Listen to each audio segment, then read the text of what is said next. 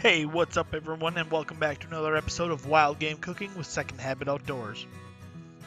On this week's episode, we're going to show you how to make a down south classic with a Midwest twist, a Walleye Po'boy. What you'll need for this is walleye, fresh lettuce, fresh tomatoes, eggs, hoagie rolls, hot sauce, pickles, and fish batter.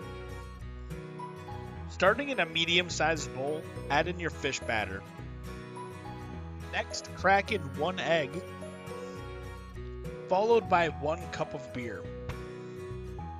Then whisk everything together. We chose to make a beer batter for this because it makes a light, crispy outside that's perfect for a po' boy.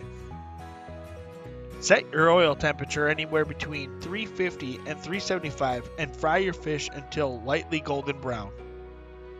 To begin assembling our po' boys, we started by toasting our hoagie rolls and then spread tartar sauce evenly on each side. Next, add a couple slices of tomato and a piece or 2 of lettuce. Next, add a few pieces of delicious walleye.